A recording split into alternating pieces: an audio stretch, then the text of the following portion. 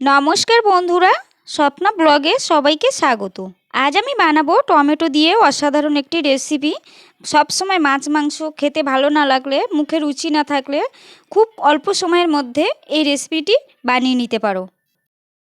আমি এখানে 3টে টমেটো নিয়েছি মাঝারি সাইজের, তোমরা তোমাদের পছন্দ মতো নেবে। আর একটা আমি গোটা রসুন নিয়েছি, এতটা লাগবে না। টমেটোগুলোকে এখন আমি এইভাবে পুড়িয়ে নেব। আমি একটা রুটি সেঁকার জাল নিয়েছি, তোমরা চাইলে তোমাদের যেরকমভাবে পোড়ানোর সুবিধা হয় সেইভাবে পুড়িয়ে নেবে। তো আমি টমেটোগুলোর গায়ে একটু করে তেল মাখিয়ে নিয়েছি, নিয়ে এগুলোকে পুড়িয়ে নেব লাল লাল করে। তো দেখো দুটো প্রায় আমার পোড়ানো হয়ে গেছে, আর বাকি যেটা রয়েছে সেটাও পুড়িয়ে নেব। এখন আমি লঙ্কা, দুটো শুকনো লঙ্কা আর রসুনটাকে একটু আদা পোড়া করে নেব। আর রসুনটা হালকা পুড়িয়ে নিয়ে তারপরে একটু তেলে ভেজে নেব, কারণ রসুন তো আর পোড়ালে সিদ্ধ হবে না, এটা মাখার সময় অসুবিধা হবে। আর লঙ্কা পোড়াটা খেতে খুবই ভালো লাগে, ভাজার থেকেও বেশি টেস্টি হয়। তো এখন আমি টমেটোগুলোর খোসাগুলোকে ছাড়িয়ে নিচ্ছি। এই টমেটো ভর্তা রেসিপিটি গরম ভাতের সাথে খেতে খুবই ভালো লাগে।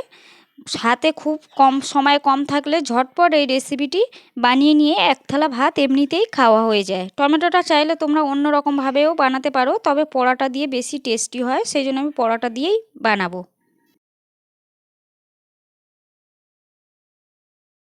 টমেটো খসাগুলো আমি ছাড়িয়ে নিয়েছি, এখন আমি টমেটোগুলোকে একটু হাত দিয়ে চিপে চিপে গলিয়ে নেব ভালো করে।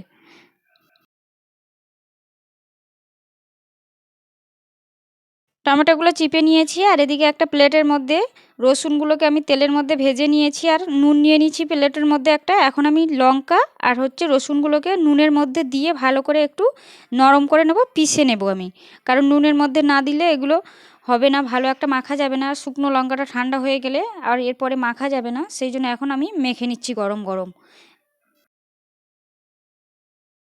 রসুন আর শুকনো লঙ্কাটা আমি নুনের সাথে মাখিয়ে নিয়েছি, এখন দিয়ে দিচ্ছি সর্ষের তেল। তেলটা একটু বেশি করেই দেব। আর দিয়ে দেব এর মধ্যে কাঁচা কাঁচা পেঁয়াজ। একটা বড় সাইজের পেঁয়াজ আমি ছোট ছোট টুকরো করে কেটে নিয়েছি, আর দিয়ে দিচ্ছি পেঁয়াজটা। আর দিয়ে দেবো এর মধ্যে ধনেপাতা কুচি। ধনেপাতা কুচিটা এটা দিলে বেশি টেস্টি হয়, তোমাদের না থাকলে না দিলেও প্রবলেম নেই, তবে দিলে বেশি টেস্টি হয়। তোমরা চাইলে এর মধ্যে ঝালটা আরও একটু বেশি বাড়াতে চাইলে কাঁচা লঙ্কা কুচিও দিতে পারো। এগুলো সব কিছু এখন ভালো করে মাখিয়ে নিয়েছি, নিয়ে এখন টমেটোটা আমি দিয়ে দিচ্ছি। দিয়ে এবার ভালো করে আমি এটাকে চটকে চটকে একদম গোলা বানিয়ে নেব।